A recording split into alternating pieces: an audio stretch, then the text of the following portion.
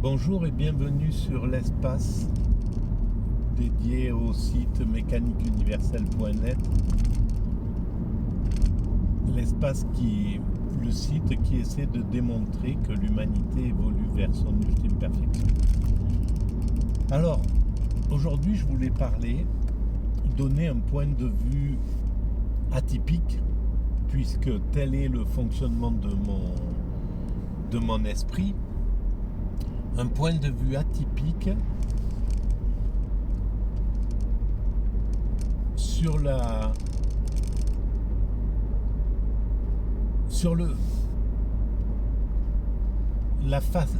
raison pour laquelle l'Occident contemporain, depuis la chute du communisme, depuis les années 90 depuis l'arrivée dans le néolibéralisme, pourquoi nous sommes partis avec tant de conviction du côté américain, sans retenue en somme, sans les...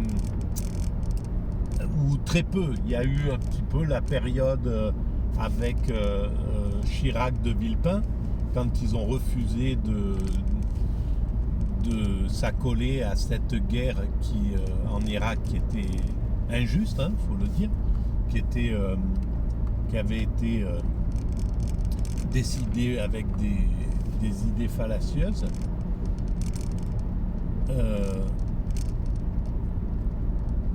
Même si c'est injuste, mais selon la théorie de la mécanique universelle, selon ma théorie, tout ce qui se produit devait se produire. Donc, une fois que c'est produit, une fois qu'une chose s'est produite, on est obligé de penser qu'elle était juste. Elle est forcément juste puisque c'est ce qui s'est fait.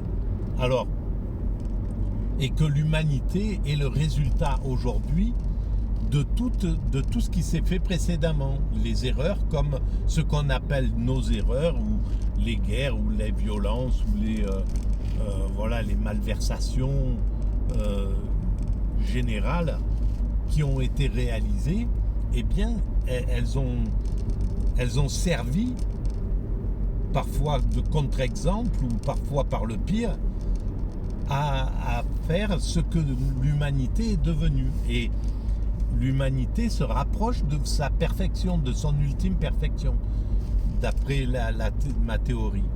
Il reste encore quelques siècles pour finir d'achever notre humanité, les structures techniques, etc., et puis même les structures psychologiques des êtres humains, pour atteindre cet état d'ultime perfection. Mais nous y allons, C'est quelque chose qui est devant nous. Pardon. Et donc, dans cette aventure, eh bien, on est quelque part. Moi, je suis né côté occidental, d'autres naissent ailleurs, etc. C'est les grands mystères de la vie qui fait que ça se passe comme ça. Et puis à un certain moment, par exemple, sous l'ère de Gaulle, même peut-être Giscard d'Estaing. Et c'est curieux parce que c'est plutôt la droite, au fond, qui avait une certaine droite, qui avait une sorte pas de méfiance, mais enfin qui regardait les choses telles qu'elles étaient et qui ne se sont pas alignés complètement sur les États-Unis, avec une vraie conscience que c'est un ami qui suit ses propres intérêts. Et donc, que le minimum, c'est de faire la même chose. Et curieusement, on n'a pas fait ça. Les gouvernements depuis Mitterrand, en dehors de Chirac, donc, mais tous les gouvernements depuis Mitterrand ont été finalement extrêmement naïfs avec le système américain. Et peut-être avec le système russe aussi, avec de l'autre côté, etc., et avec le système chinois. Donc avec les dominants qui s'imposaient, et, avec cette idée qu'on nous avait vendue, la mondialisation heureuse, voilà, parfaite, etc. Et donc il y a une sorte de manque de vigilance qui fait que on est parti dans une acceptation de cette guerre où maintenant tous les grands spécialistes qui au départ étaient vraiment pro-guerre, là, pro-américains en somme, pro-OTAN, commencent à dire c'est au détriment de l'Europe que cette guerre se fait, etc., que les Américains sont pas si copains que ça, etc. On se rend compte que l'Europe n'a pas une grande solidarité. Par exemple, la plupart des avions que nous avons, ce sont des avions américains en Europe, alors qu'on on construit des avions de guerre, etc. Et donc, curieusement, il y a cette vision. Alors, comment ça se fait que nous avons cette vision idéalisée des Américains? Parce qu'en fait, elle existe évidemment. Il y a une partie qui est extrêmement progressiste.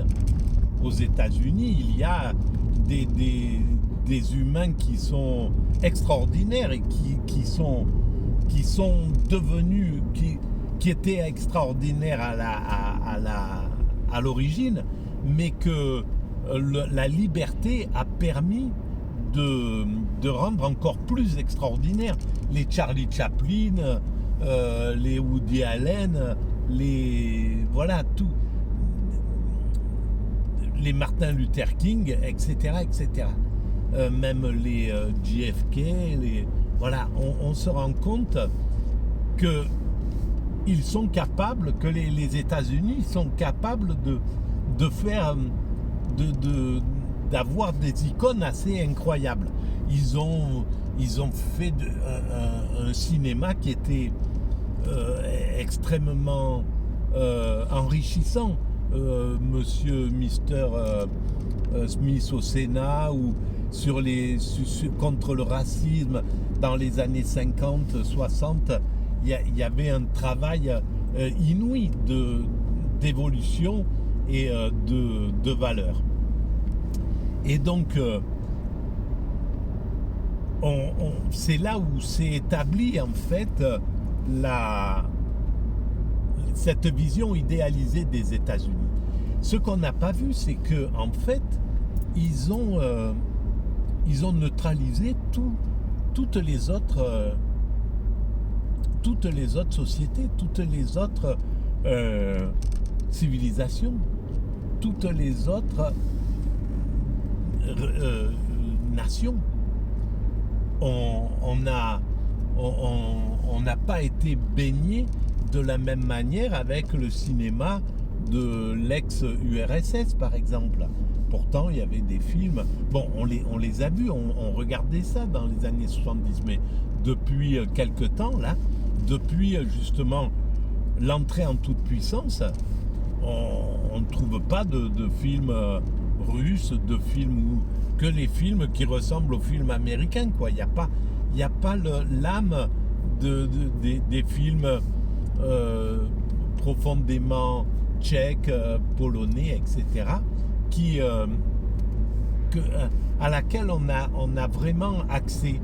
En fait, on a droit qu'à cette culture extrêmement violente, ce nouveau modèle là de cinéma, et on se demande bien comment le cinéma américain, et puis qui était sans doute un peu à l'image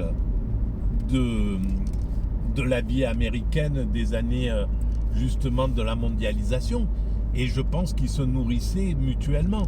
Le cinéma nourrissait la violence et la violence nourrissait le cinéma. Mais ça allait dans des proportions extrêmement terribles, quoi, au niveau de la torture, au niveau de la froideur des sentiments envers quelqu'un qui souffre. Bref, on est arrivé à du cinéma qui était extrêmement violent, qui est encore extrêmement violent. Peut-être que là, il commence un petit peu à s'assagir, on ne sait pas. Enfin bref, de toute manière, les choses peuvent changer très rapidement et voilà, l'humanité se remet en équilibre, même après des périodes de grande violence. Par exemple, après pendant la guerre 39-45, le pire était côtoyer le meilleur, bien sûr, mais le pire était vraiment en exergue, en exaltation. La rue Forisson, les voyous étaient aux commandes. Les voyous qui étaient du côté de Vichy étaient à la manette, faisaient ce qu'ils voulaient, etc. Les corbeaux écrivaient des trucs infâmes sur leurs voisins, etc. Enfin bref, on a connu cette façon pire des choses. Les Allemands étaient violents, la guerre était là et amenait une sorte d'ambiance complètement horrible, quoi. Et puis on sort de la guerre, on danse sur la paix, on repart à la construction, et là les valeurs changent complètement en l'espace de 10 ans, entre 45 et 55. Les valeurs ont été complètement bousculées. Les humains ont retrouvé de l'humanité, etc. Donc, c'est très facile de changer un modèle d'existence. Mais bon, pour revenir aux États-Unis, le problème, c'est que on n'a que cette vision de ces idéalisés de ces des gens. Mais c'est pas eux qui font la politique.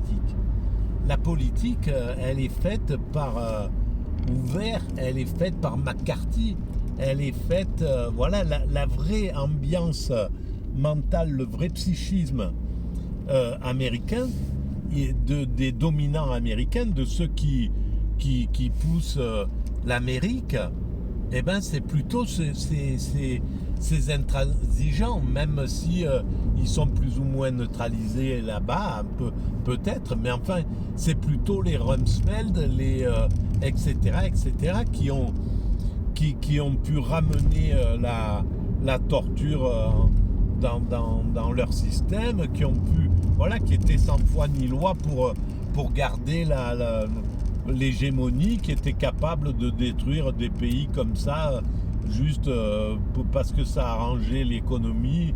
Ils pouvaient massacrer 500 000 personnes comme ça donc quand on y réfléchit, ce sont des hyper criminels. C'est pas des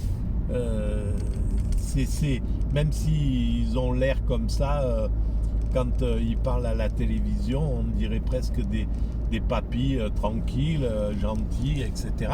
Mais au final, ce qu'ils ont réalisé, c'était des choses comme ça. Et là, c'est la même chose avec ceux qui sont derrière Biden et compagnie. Ils sont sans foi ni loi avec ni l'Europe ni rien du tout. Ils sont derrière leur façon de vivre, et ils peuvent détruire l'ambiance qui avait l'Europe qui était là avec une sorte de progrès qui commençait à se mettre, etc. Ben là, voilà, la façon de se conduire fait que, à mon avis, l'Europe aura du mal à échapper à un retour de la violence entre ses membres. Parce qu'il n'y a rien de plus différent que le Portugal et la Pologne, ou que, je ne sais pas moi, bon bref, que les pays, certains pays scandinaves même entre eux, et les pays baltes, bon bref, on se retrouve avec quelque chose qui est extrêmement malsain pour l'Europe. Avec voilà, de ceux qui sortent le Brexit, etc., qui sont du côté des Américains, une sorte d'avant-poste américain en Europe. Enfin, bref, il y a quelque chose qui fait que c'est pas très cool, quoi, ce qui est en train de se passer. Et donc on a cru que les Américains étaient